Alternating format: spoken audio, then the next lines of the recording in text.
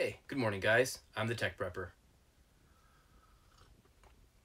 Today we're going to do a gear dump of my summits on the air pack, and while it does vary depending on the type of operation and time I'm going to spend out there, in general these are the things that are always on my kit. And to start, let's go ahead and go over what I actually carry on my person in no particular order. So I carry two watches. The first is a Fitbit. I can't even remember what model this is. I use my equipment until it dies, but the reason why I have this Fitbit is just to track my GPS for the actual hike itself as a secondary data point outside of all trails. And then the primary watch that I carry is my Casio Pro Trek. And the reason why I like this is that it is completely offline and disconnected. It has a handful of features that are fantastic, like it supports a world clock at UTC on the main hands, and then digitally it'll show you your local time. And it also is rechargeable via a small solar cell on the face, so I've never really had to replace the batteries.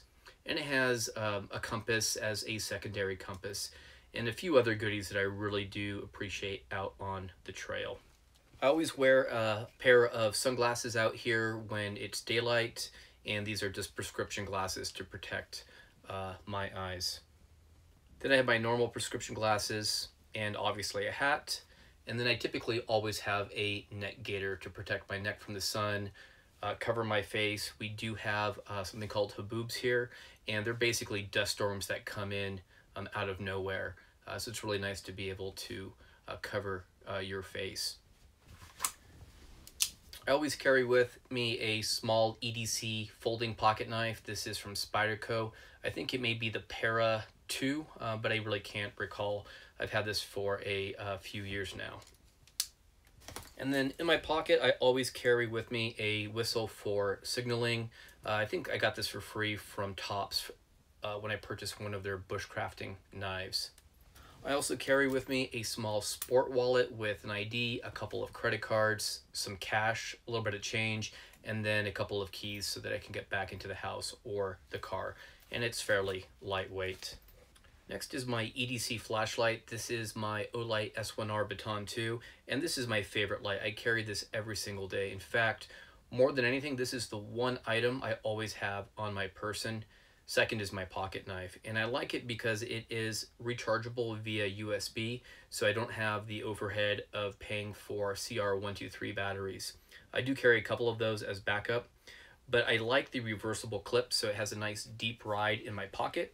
But then I could also use it as a headlamp because I always have a hat with a bill on it, so for me it has a couple of different purposes.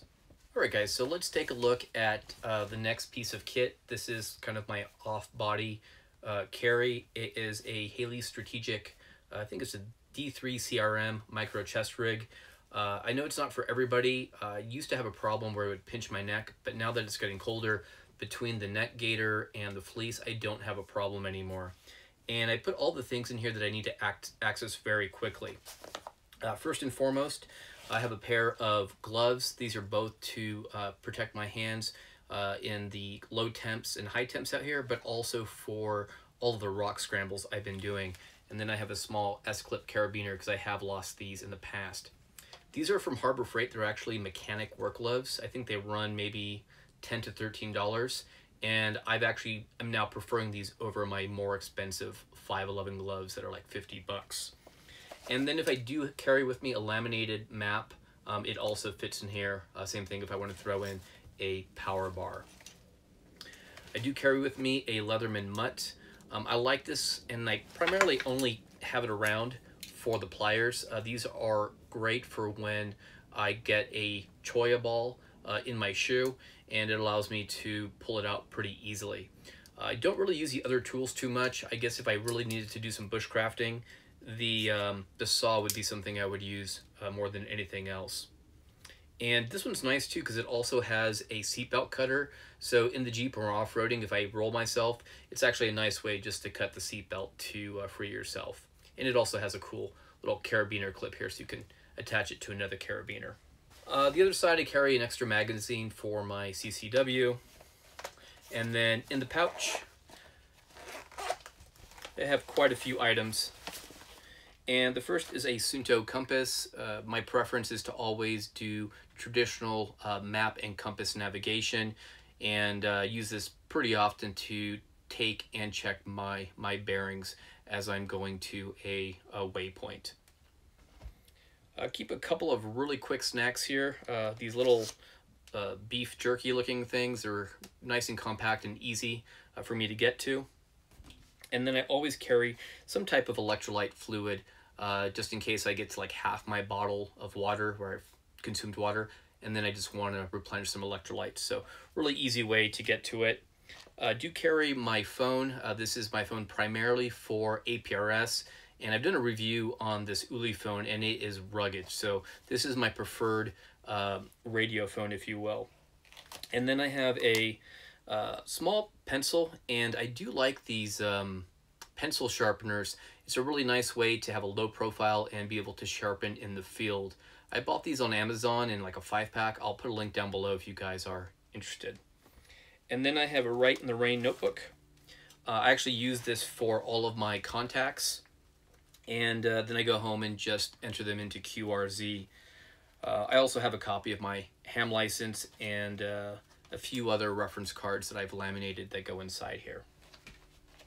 Oh, actually, here's the laminated stack of all my reference cards. So I've got like the band plan, some cheat sheets, phone numbers. So anything that I don't want to commit to short-term memory, I typically will create a 3x5 card. Okay, so next is my pack. This is a 511 Rush 12-hour pack. I love this line of packs. I use the 24 initially, which gives me a little bit more capacity. And I'll put all the capacities down below so you guys can see kind of some specs. But I like this line because it's very rugged. I have beat up the 12-hour and the 24 pretty heavily. I even have the larger 72. It's a little bit heavy for what I'm doing, but if I ever had to go like multi-day, let's say like 5 or 6 days, I would probably upgrade to using my 72-hour pack. And it has Molly or Pals webbing all around, so it's nice for attaching extra admin pouches. I've got another 511 pouch here for my med kit. This one doesn't have Velcro, so I can't put my med patch on it, and I'll go into that in a minute. I've got the Yaesu FT-60R sticking out of, or the antenna sticking out of the outer pouch here, and then I have carabiner clips kind of all around here, and I do like to have a water bottle clipped off to the side, and this is just a simple camelback. All right, so on the top I have a paracord survival bracelet. These things are pretty much garbage, but I keep it for the cordage and also to cinch down a few items, and it's got a real inexpensive ferro rod that's not worth anything. On the outer or top pocket here, they've got a, I don't know if you can see this, a zipper that's designed for your sunglasses. I actually use it to put my Rainfly for my pack. And this pack actually, or this Rainfly will cover the entire pack for when it rains. It did not come with this. I actually cut this off a GPS pod range bag, and it's about the same size, so it worked great. I'm a big fan of saving money and cannibalizing gear I already have, and I find that I have this pack more on the trail and more likely to be in the elements than my range bag, so the obvious choice was just to cut this piece off. Let's take a look at the medical pouch. Again, this is just a very simple 511 pack. Right at the top, I have a cat's tourniquet. I have one of these in every kit, in the RV, in the Jeep. I used to carry one in my person, not so much these days anymore. And then these are quite expensive, but they're really quite great if you have a major wound. These are just clotting sponges and will help clot the blood and allow you to also apply pressure. All right, moving on to some other parts of the kit. This has some bleed stop. I do have Coban, and then more sterile pads so that I can really treat larger wounds. I do have some butterfly band-aids and a few other things for Boo Boo Kit, but in general, my kit is designed for treating serious trauma. And I'll be taking a wildlife first aid class here in January. And you notice I like to waterproof everything in Ziploc baggies. And they also really help make it easy to manage your gear. Let's take a look at the outermost pocket. And these YKK zippers are fantastic. They're self-lubricating. And in this pack here, I actually carry my Yaesu FT-60R. This is my 2m 440 handheld, and I use it for my 2m activations and also for doing my APRS spotting. I also carry with me the Sawyer mini filter. There isn't a whole lot of water out here, but if I really need it, I can thread this onto my water bottle and drink directly from it. So these are a really great alternative to iodine tablets. In fact, I actually carry, I think, about 3 or 4 iodine tablets in a small Ziploc bag in that first aid kit. I do have an Altoids tin that's my fire kit. I will leave this if I want to cut some weight, but it just has a magnesium block there with a striker, a small Bic lighter, and I have a few waterproof matches underneath that. And then typically I'll have cotton balls with Vaseline in a smaller baggie as well, so I have a quick way to start a fire. I do have an emergency blanket. It does get quite cold, so if I have to bivvy for the night, this might have to come out. In fact, I've had a bivvy once in my life, and it's not a very fun experience, and these will absolutely make the difference of you having a terrible night or just a kind of poor night. I do carry a full-size topographical map, again in another Ziploc bag, and I hang on to these bags whenever they come in any type of like products that come to my house for other things, and this one actually fits perfectly. I have a dry erase marker that I use for my laminated maps, and then I also have some cheat sheets for manually programming the radios just in case there's something I need to do that I haven't done in a while. Okay, so the next pouch here, I basically just put some snacks that I want to have quick access to. Again, everything is in a Ziploc baggie, and my preferred meals are oatmeal for breakfast, some almond butter or peanut butter as a snack. I always carry the Starbucks Via packets for my coffee, and then typically beef jerky. So a couple of management compartments on the inside. On the top, I always carry a rain jacket. I have 2. This one is ultra light, and depending on the type of weather, I may put in my larger rain jacket, but this one's the one I typically have with me on my runs or when I'm not really expecting any kind of rain. And in this pouch is just my toiletry kit. I carry wet wipes, a roll or half roll of toilet paper without the center cardboard, and then some hand sanitizer and some sanitizing towelettes. So for anybody who's ever had to do their business out in the wild, this thing will save your bacon. Inside, I've got a down jacket, so typically when I get to a summit, I take off all the layers that I want to dry. Typically it'll be the vest, the long sleeve, base layer, and then I'll go ahead and put this jacket, and it'll keep me nice and toasty depending on the temperature. Alright guys, now time for the fun stuff. Let's look at the radio gear. I have 3 pouches. They're in 3-liter dry bags. Again, I like to have everything waterproofed. This one has the radio. The first one has the antenna kit. And then I have a miscellaneous bag that contains mostly batteries and accessories. And then the last one is the Carbon 6 carbon fiber mast from SOTABEAMS. And we'll go into this one in a second. All right, so the first dry bag has my Yaesu FT-818ND.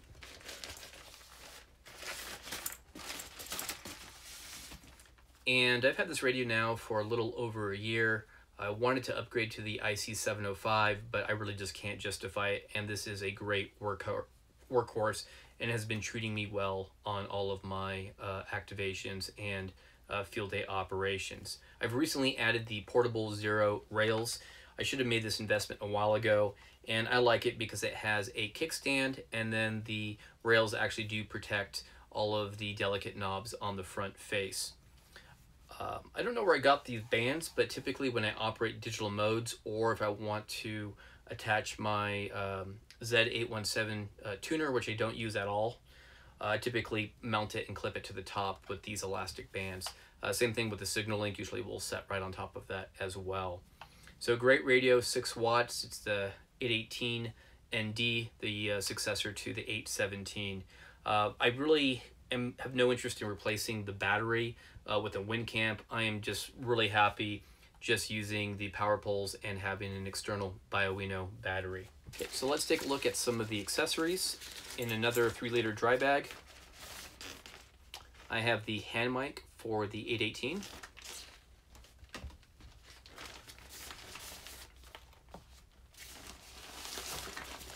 I carry with me a 4.5 hour Bioenno lithium iron phosphate battery.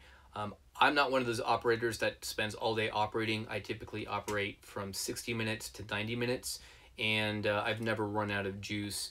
My style of doing a single sideband operation. Even when I did digital for field day, this was more than enough for me to play radio for the time I wanted to play. I do carry an extra battery for my HT for the FT-60R. Again, waterproofed, and you can see there's a part number, so I stole this baggie from some piece of furniture that had like screw accessories for the build. And then I keep a couple of extra CR123 batteries for my EDC Flashlight. Lastly, I have a small, I think this is a 2800 milliamp hour battery charger, and it works to top off my phone about 1.5x. I've also used it to run the Raspberry Pi 3 for Field Day 2020. And actually I lied, this one's the last one. This is my APRS and cable kit. So right on top, I've got the Mobilinkd. I really have a serious problem with the push button. I fabricated a piece of plastic so that I could cover the button. I've noticed that it gets bumped around and will either turn itself off or turn itself on and run down the battery. So I really wish they would put a slider switch, a mechanical slider switch, to prevent that from happening. I have the cable for my Yaesu FT-60R. I also have some for my other radios as well. And then just have miscellaneous USB cables for the iPhone and for the Android device. So I could also top off even the Mobilinkd if I had to. Okay, so this next dry bag has my antenna kit. And I like to cannibalize, again, gear that I have. I took a VW first aid kit and emptied it, and it seems to fit the contents of everything I have. So the kit is pretty straightforward. At the top, I have some RG316, and I have 2 of these just because I don't want to ruin playing radio if if I damage the cable. And I put electrical tape around everything. It's a nice way to rebind and tie up the cables if needed. And then I put this together a really quick Altoids tin, and it has just a number of different connectors for my coax. So SMA to SO239, I've got BNC to SO239, I've got some barrel connectors, and then a little bit of wire that I had remaining, some 26 gauge wire when I had trimmed the Pectena antenna you're about to see, and then a small alligator clip. Next up, I took my Olight bag that it came in, and I have used this as a MacGyver throw bag. I just put a few rocks into it, and it's worked great. For right now, all I really have in here is my measured guy line for my mast, and I've got a carabiner clip on one side and another clip on the other side. I think it's stuck in there somewhere. So a really nice way to rapidly have my gear ready to go when I go ahead and guy out my lines. I have a bag of really inexpensive antenna stakes from like Amazon, and these are really just used to guy out the mast or to set up the tarp shelter that I will routinely put up. I have a MFJ Guy Ring, and this thing again is horrible quality. MFJ knows nothing about quality control and sandpaper, but it costs next to nothing, and it actually does meet my needs. It'd be nice to get a 3D printed one at some point. And last but not least,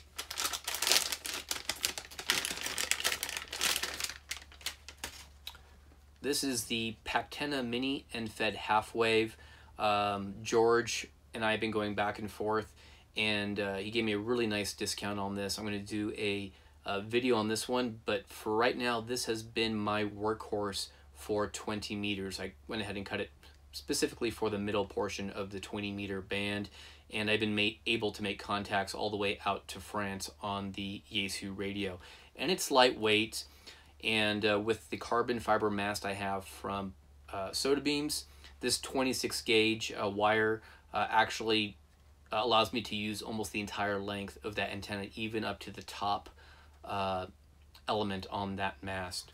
All right, so this is my new favorite piece of gear. I don't have experience with other masts, but this is the SOTABEAMS Carbon 6. It's a carbon fiber mast. It weighs 10.6 ounces and is only 17 inches in length, so it fits inside my pack. I am having a neighbor fabricate a pouch for me with MOLLE attachment so I can strap it on the outside, but it absolutely fits in the Rush 12-hour pack. At its full length, it's about 19 feet-ish, and I've noticed that with the Pectena Mini and Fed Half Wave that I get very little bend at the top, so I get pretty much the entire height out of that. And the way that I use this is I have a camping stake that I drive down to the bottom and just place it there, and then I've got the guy ring up a couple of feet with 3 of the paracord 550 guy lines, and really wonderful piece of kit. I did want something bigger, but the 10-meter options out there were very heavy, and they were all fiberglass, at least the ones I was able to find. All right, so I've taken out the remaining contents of the bag, and almost all of these are convenience items that I will drop and have dropped for weight savings. First is my Mora Light My Fire fixed blade knife. I love this for processing wood, bushcrafting, and it also has a ferro rod that works very well on the back, even though it is a small ferro rod. And I've done videos on this before, but between my Leatherman and my pocket knife, this one is an optional item for me that I will drop. The next set of optional gear are my cook set. I carry the large Coleman's because we go to Walmart and we pick up 1 or 2 every time we go, and they're inexpensive. I would prefer the smaller cans, but you know, do the best with what you have, and this actually gives me quite a bit more fuel. Again, very heavy, so optional item, but when I want to go relax and play radio and I'm not doing a real strenuous peak, I will bring this so that I can have some hot meals and enjoy 2 or 3 cups of coffee throughout the day. And then I have a nesting cup. This one's seen a lot of use. A sponge cut in half for cleaning, and I showed this in the last video. I think they're called Hot Lips, and it allows me to drink directly out of the pot. So I wish I had found these like 10-15 years ago, because it's a great way to immediately enjoy that hot beverage.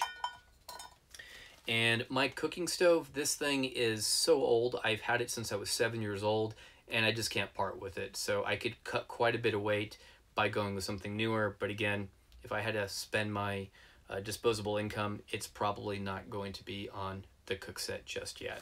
All right, guys, we're almost done. 4 more items. Again, these are optional pieces. So I do carry a tarp. I used to carry a larger tarp from, I think it was called Articus. That's worked very well, but it's starting to see some wear. I went ahead and actually switched it out with a tarp that also doubles as the footprint for my tent. And it's way more compact and something that I'm looking to try on the next activation. So I haven't used this yet, but it allowed me to cut weight and space. To erect the tarp shelter, I have double duty for my trekking poles. So it helps me get up, and then I use these as supports for the shelter. And I will tell you, in the dead of summer, it cuts the heat being under that shelter by 10 to 15 degrees, if not more. And then this last activation, it actually helped with cutting the wind and just keeping me a little bit warmer. This piece is not optional. It's a full-size sleeping pad. I used to carry, I believe it was the REI Co-op Flexlight air chair, and that was about £1 pound. And I found that it wasn't as comfortable as sitting on the pad in kind of this configuration. So I decided to ditch that chair and go with this pad. I like the fact that I could also lay this out and take a nap up there if I had to. If I had to do a bivvy overnight, this also gives me ground insulation, so much more portable, or much more flexible, and way more comfortable in my opinion. I've seen the guys carry the ones that seem to be about a half segment, but again, I want to be able to take one piece of gear to be able to sleep on if needed. And then the last one, and probably really good deal for the money, is this Trichology Table. And I will take this for comfort if I want to operate and have a nice surface. So I think out of the last 3 activations I've done, this has gone with me twice, and I didn't mind the extra weight. So really nice piece of gear. I'll put a link below if you guys want to support the channel. All right, guys, so that's the entire gear review. I hope you've enjoyed it. Feel free to comment down below. Let me know what I'm missing. Let me know what I should add, what I should switch out. I'd be really interested to see what everybody else is doing. Let me have a sip of coffee. So these videos, I hope you guys don't mind. I'm still recording with an iPhone 8. I'm looking at the new GoPro 9 and getting some camera equipment and lighting, a better microphone. So that's going to take some time, so hopefully you'll bear with me, but I think the GoPro 9 is going to be the next investment I make. I'm still debating whether I want to do Patreon. That's kind of something I've got to figure out on my own. But the reason why I want the GoPro 9 is I'm planning on doing all kinds of summits over the next 3 months, and I think it would be fun to share really great, high-quality action footage with you guys. All right, I'm the Tech Prepper. Be strong, be safe, and be prepared.